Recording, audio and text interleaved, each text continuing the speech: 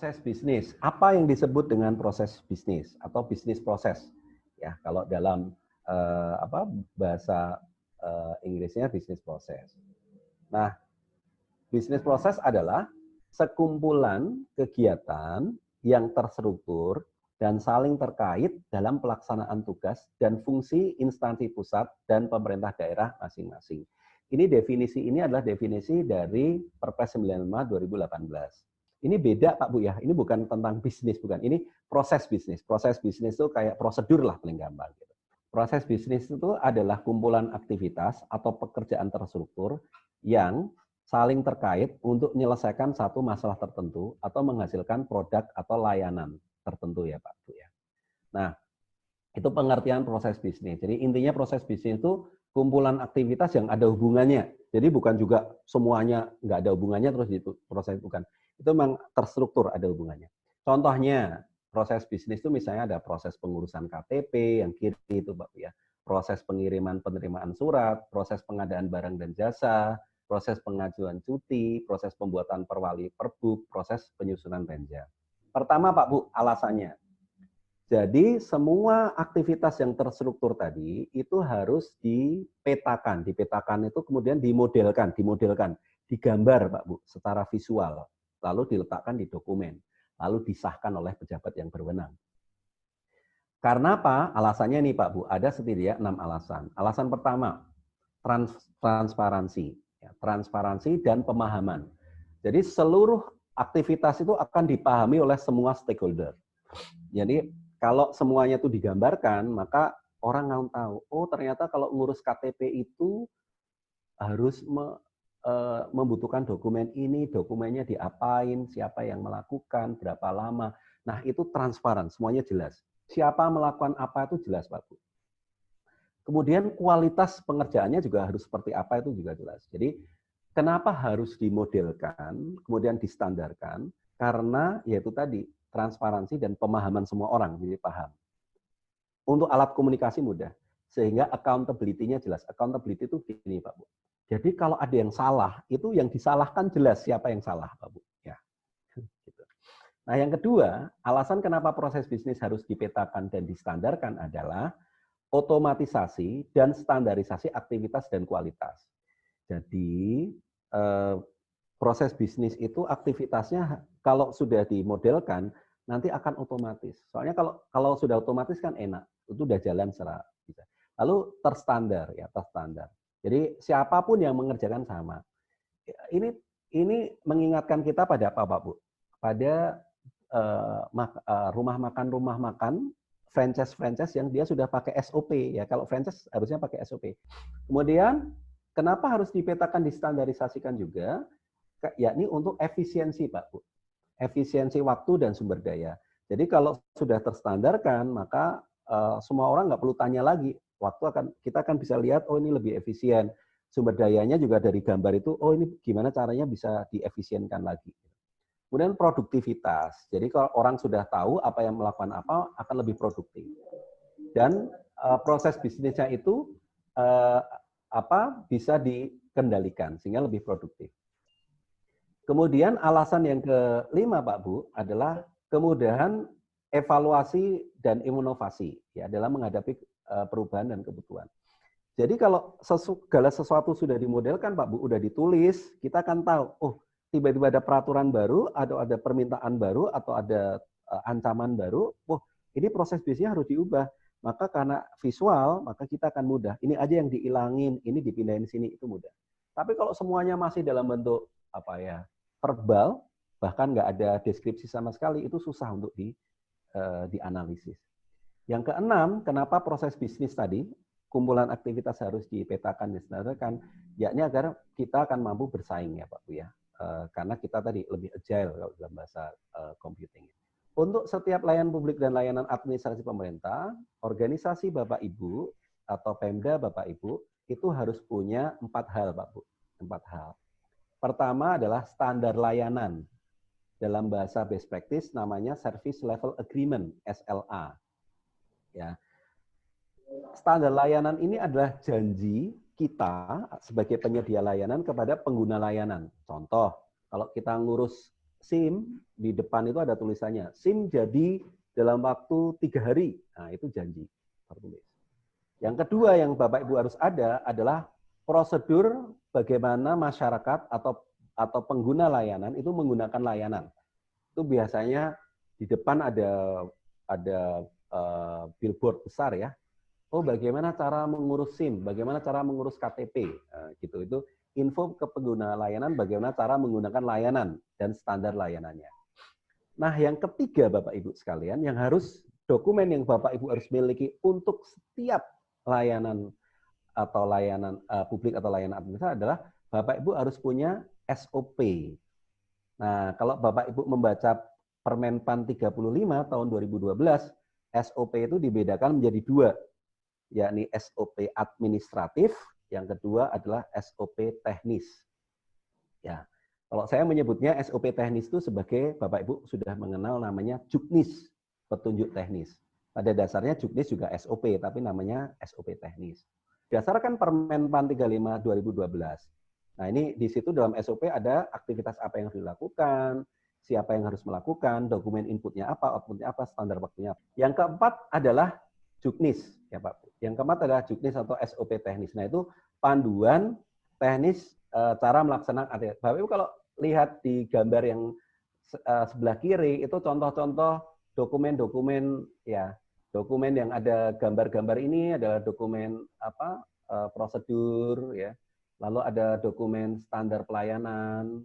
Ya, itu banyak Pemda yang sudah membuat dokumen petunjuk teknis gitu. Lalu ada SOP. Baik. Jadi 4 Bapak ya.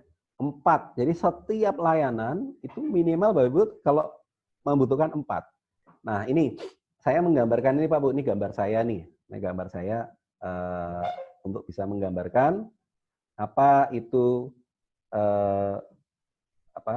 pihak-pihak tadi ya. Pertama, Bapak Ibu bisa lihat di sini ada masyarakat atau pihak pengguna layanan. Ya, pihak pengguna layanan. Ini. Nah, pihak pengguna layanan ini misalnya Pemda Bapak Ibu sekalian ya, Pemda Bapak Ibu sekalian. Misalnya apa ya? Misalnya Dispenduk Capil ya, Bapak. Ini Dispenduk Capil. Dispenduk Capil.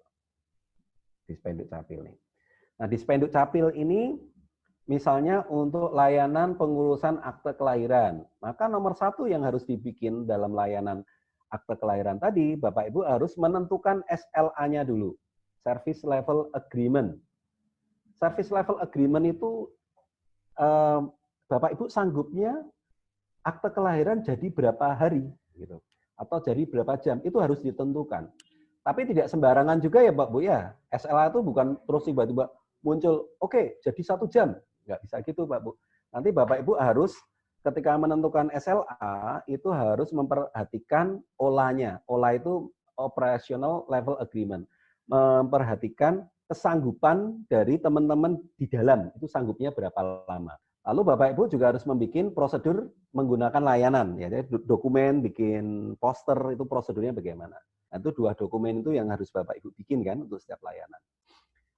Nah, itu untuk membuat itu acuannya adalah pakai Permenpan nomor 15 tahun 2014. Ya, acuannya pakai Permenpan nomor 15 tahun 2014.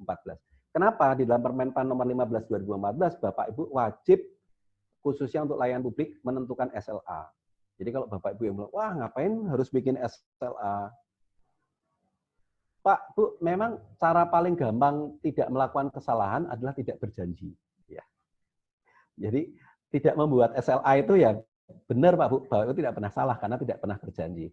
Tetapi pertama, Permenpan sudah mewajibkan Bapak Ibu khususnya layanan publik untuk berjanji.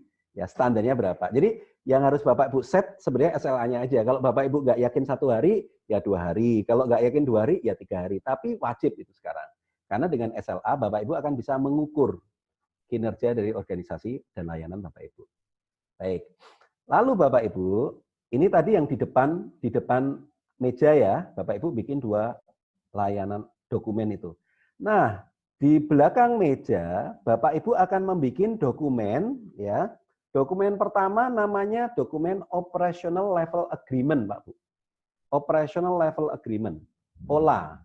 OLA itu Operational Level Agreement, yakni dokumen ya kesepakatan dengan internal teman-teman teknis. Agar olah tadi itu bisa tercapai 8 jam, Bapak Ibu harus disupport, olah tadi itu, janji tadi, harus disupport oleh janji dari pihak eksternal. Ya, misalnya dalam hal internet ternyata Bapak Ibu pakai Telkom misalnya. Nah, karena Bapak Ibu janji 8 jam selesai, maka di dalam underpinning contract ya, dokumen underpinning contract ya, dokumen underpinning contract itu Bapak Ibu harus membuat janji kurang dari 8 jam. Gitu. Kurang dari 8 jam. Nah, itu maka di situ 3 jam selesai. Ya, 3 jam selesai. Maka underpinning contract itu apa? Underpinning contract itu adalah dokumen kontrak dengan Telkom. Ya. Nah, jadi dua hal tadi, OLA dan USI tadi, itu disimpan atau ada di dalam SOP, Pak. Ada di dalam SOP. Nah, kalau sudah Pak Bu, tadi sudah bikin SLA, bikin prosedur, bikin OLA, bikin UC, kemudian jangan lupa Pak Bu, bikin SOP teknis tadi. SOP teknisnya ini, yakni SOP teknisnya adalah juknis yang kita kenal sebagai juknis. Nah, ini dalam modeling di Permenpan 35 2012 ini jauh lebih sederhana. Dia hanya memakai indikator simbol-simbol elips, lalu memakai simbol 4 persegi panjang, lalu memakai ini ya limas ya, lalu garis atau belah ketupat, lalu memakai simbol anak panah, lalu memakai segi 5. Nah, intinya adalah kalau Bapak Ibu lihat di bagian-bagian ini kalau bikin SOP yang benar, ya SOP-nya juga harus berdasarkan aturan Pak Bu ya. Jadi harus ada. Ini dari Permenpan 35 2012 ada instansinya, ada dasar hukumnya, ada keterkaitannya dengan SOP mana, ada siapa pelaksanaan, kualifikasi pelaksananya, peralatan apa yang dibutuhkan, nama SOP-nya, nomornya, tanggal pembuatannya, harus ada nomor revisi, jadi harus ada. Lalu di dalam SOP-nya itu harus ada nomor, kolom nomor kegiatan, pelaksana, baku mutu. Nah, baku mutu itu meliputi standarnya harus seperti apa, kelengkapannya apa, dokumen kelengkapannya apa, waktunya berapa, outputnya apa, lalu keterangan. Yang harus Bapak Ibu lakukan dengan proses bisnis adalah ada 2 hal. Ya, yang harus Bapak Ibu lakukan dalam proses bisnis ada 2 hal. Pertama adalah apa yang sudah didokumentasikan, ya, apa saja yang apakah Bapak Ibu sudah mendokumentasikan, apakah Bapak Ibu sudah melakukan evaluasi dan melakukan inovasi. Jadi dalam proses bisnis itu pada dasarnya Bapak Ibu harus melakukan 2 hal, mendokumentasi, kemudian mengevaluasi. Nah, mengevaluasi itu dalam rangka untuk melakukan inovasi. Jadi sekarang kira-kira apa yang bisa Bapak Ibu kerjakan untuk Pemda Bapak Ibu, KLDI Bapak Ibu terkait dengan proses bisnis tadi. Ya. Pertama adalah pembuatan dan penerbitan termasuk pengesahan ya dokumen-dokumen itu tadi itu. Dokumen-dokumen apa saja tadi? Nah, itu Bapak Ibu silakan dicek ya tadi. Apakah Bapak Ibu sudah membuat SLA untuk tadi semua layanan publik tadi, layanan publik tadi kan ada 14 tadi ya, layanan publik dan layanan standar tadi, operasional. SLA-nya sudah dibikin belum? Prosedurnya sudah dibikin belum? SOP-nya ya atau SOP administratif sudah dibikin belum? Juknisnya sudah dibikin belum? Gitu ya. Nah, ini artinya apa, Pak Bu? Tadi kalau kita lihat ada 14 layanan, berarti setidaknya 14 layanan tuh harus punya 4 dokumen tadi ya, Pak Bu ya. Ya. Ini tadi ya prosedur yang ini ya, ini gambar prosedur nih, Pak Bu. Ini gambar prosedur.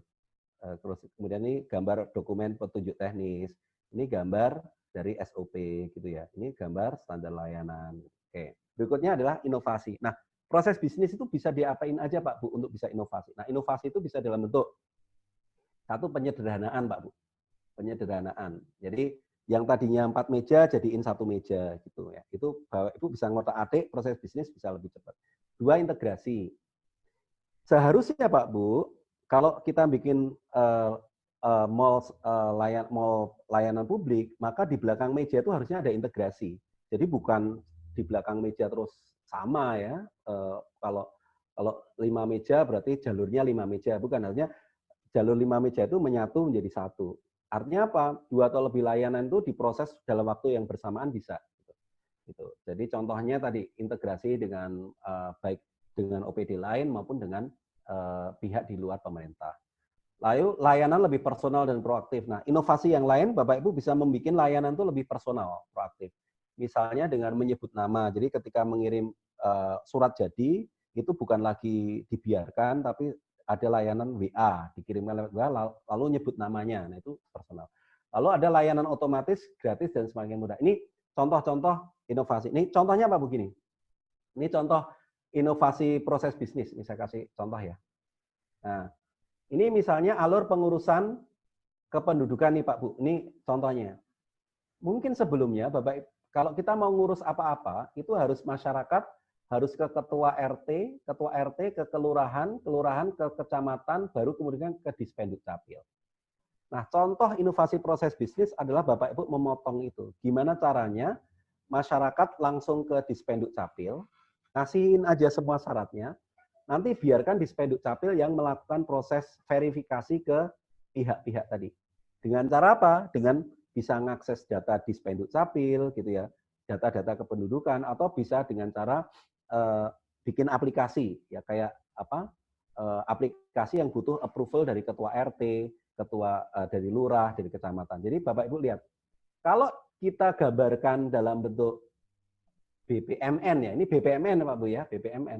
Bapak Ibu bisa lihat, yang tadinya itu proses bisnisnya itu banyak begini, ini bisa dipersingkat menjadi langsung dari masyarakat, langsung masuk ke Dispenduk Capil. Jadi masyarakat sudah tidak perlu lagi lewat Pak RT, Pak Lurah maupun kecamatan.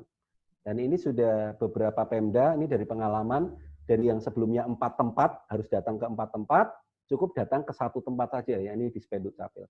Yang tadinya 2 hari, atau efektif 2 jam 38 menit, ternyata cukup 1 hari jadi, dan efektifnya 1 jam 8 menit